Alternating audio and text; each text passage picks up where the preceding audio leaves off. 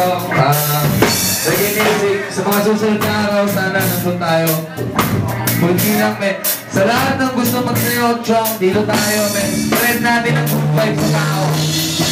Kaya, ang sarap mabuhay, lalo na kung walang sistema. Feel!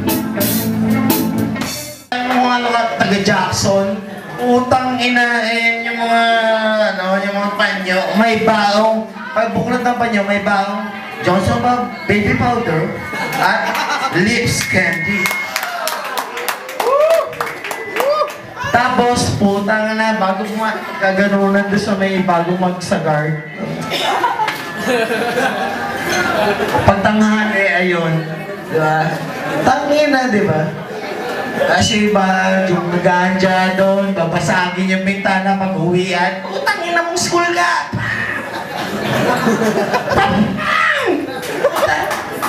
Tangin na nyo, Mr. Gonzales! Yung pinasay, kakaboy. Tangin na mo, pag next school year, nandito ka ba? Tangin na gagawin ko sa'yo. Tatarahan kita.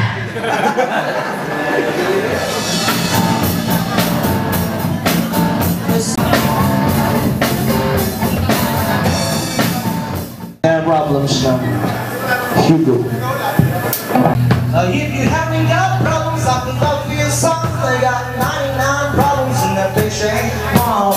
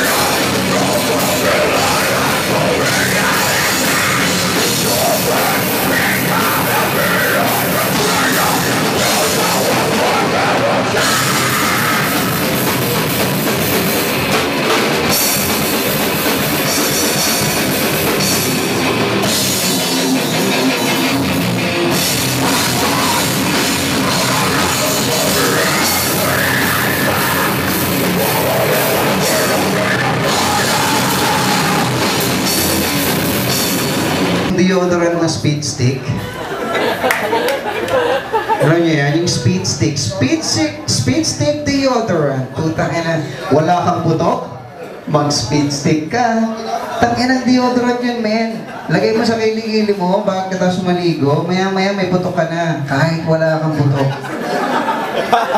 Hindi kayo informed? Check nyo, men. Google nyo, speed stick deodorant. Lalo yung blue, ay putang ina, para kang Bombay. Ako, bad trip ako kapag nakakaaway ko yung misis ko, min. Pero, ang benefit kapag asawa mo, alam mo yung asawa mo na siya, tapos nag-aaway kayo, madaling makipagpate kumpara sa girlfriend lang, bro. Girlfriend kasi magkalayo ka na bahay. Di ba? So, text mo pa yan, sorry. Siyempre, papakipot yan, putang inang yan. Wala kang sex ngayon. Di ba? Puta. Pero pag misis, bro, panalo, tangina. I'm sorry sex lang, okay na. Alam niyo yung I'm sorry sex?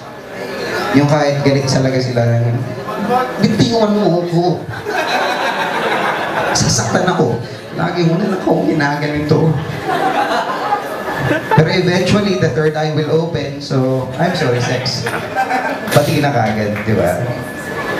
I mean, hindi ako natatakot kung sakaling mahuli ako ng misis ko na sa isang sex scandal video. I don't care. Hindi ako natatakot doon. Alam mo yung saan ako natatakot? Doon sa sex scandal video, nilabasan ako ng 3 beses.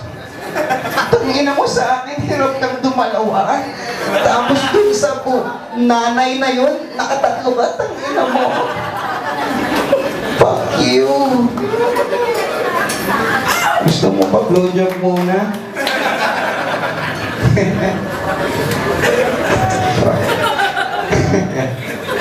Kiss mo siya.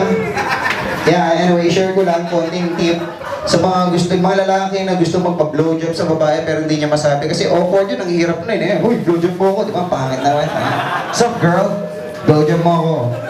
Macho pa, pangit eh. Hindi naman manly masyado. You have to be gentleman, you know. You have to find a way para sabihin niya ng tama. So, we suggest na pag gusto niya ng blowjob, sabihin niya na sa kanya, gaslat laban, di ba? Kiss mo siya.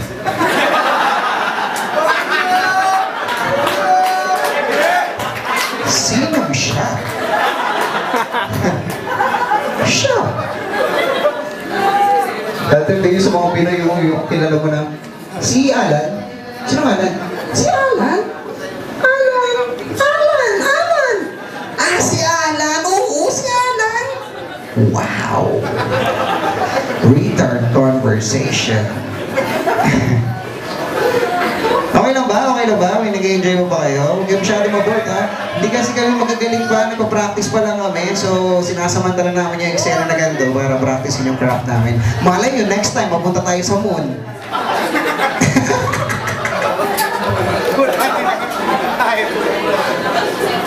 End of the world. Puta, kung sakaling magkaroon ng apocalypse, doomsday shit, man, hindi ko mapapangako kung kikilos ako ng tama. Alam mo yun? Takina, nagugunaw na yung bahay namin, di ba? Hindi yung pamilya ko. Takot palabas na.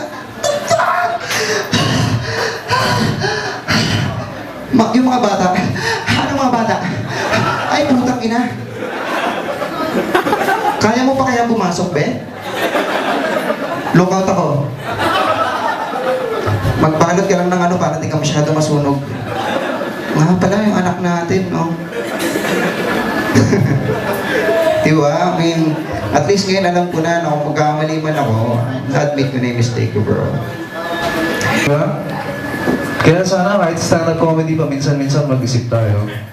Ewan ko, sa sobrang pag-iisip ko, napapaliw na yata ako kasi pag nanonood ako ng TV, doon ko nararamdaman na napapaliw na ako eh.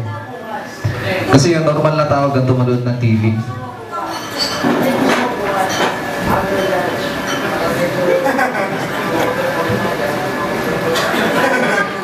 Ganun yung normal. Pag ako nanonood ng TV, lalo niya pag news, galing ako sa office, pag uwi ko sa bahay, ganito ako manood ng TV. Putang ina mo, gago ka eh! Bobo ka kasi, putang ina mo eh! Ikaw ba presidente ng Pilipinas, tang ina mo, gago! Tapos sabi ng misis ko, tang ina, nakabaliw ka na ata. Hindi. Tang ina to.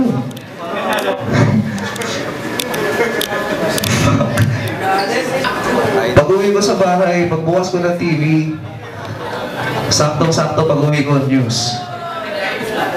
Ganito yung maririnig ko.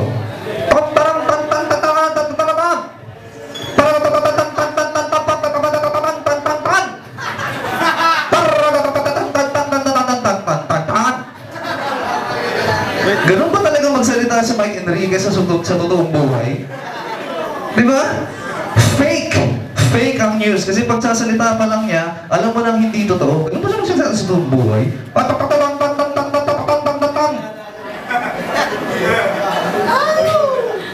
Tapos yung lagay ng hidden camera sa dibdib nila, yun yung nag-i-infiltrate dun sa mga kriminal. Si Mike Enriquez, babasahin niya lang yung sinulat ng reporter doon sa TV, siya na agad yung sikat. Tapos pag may mga pulis nang kasama, siya na yung kasama doon na mag-raid, kaya akala mo ang angas-angas ni Mike Enriquez. Hindi pwede mag-investigative journalism si Mike Enriquez.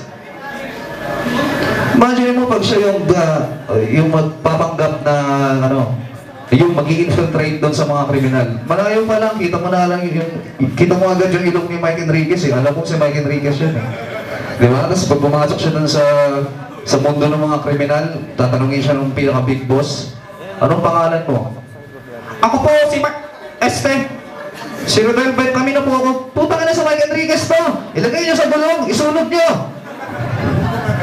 Yung mga may asawa, tapos i-check mo pag nagsisex na sila, di ba?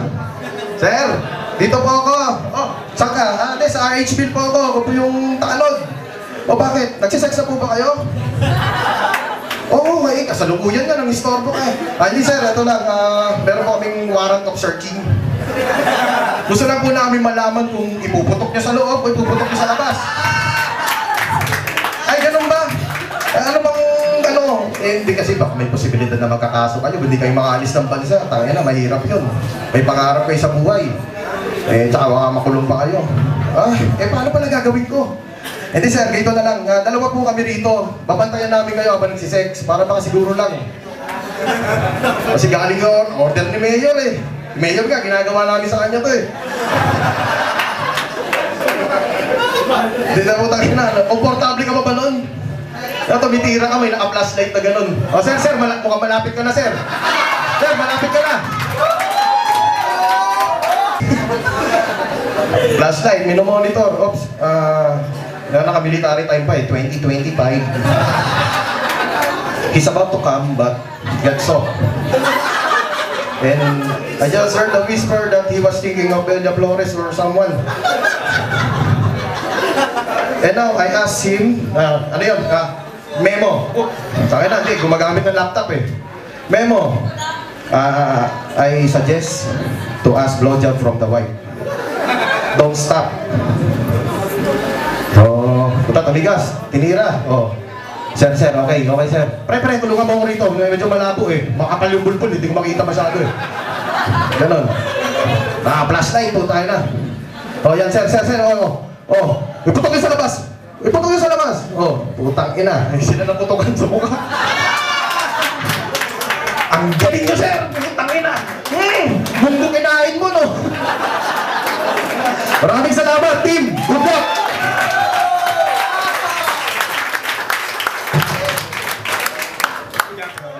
Okay, so, pala gusto ko bigay yung mic kay Master Tim para sa awarding ng ating tattoo competition sa Brave New World. So, please, Master Tim, do the honor about the awarding shit. Maraming salamat for coming out here at Brave New World. Ito yung simula ng competition tattoo.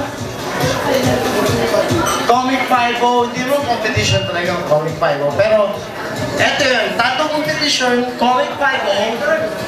And, the servers, Jaro Manoy, Tito Santa Rita, Charlie Tattoo, supplies. Yun. Talaga po ang punong Brave New World. Salamat sa pagpunta niyo rito. Aga po, and our future, maraming salamat. Yeah. Aminado, no?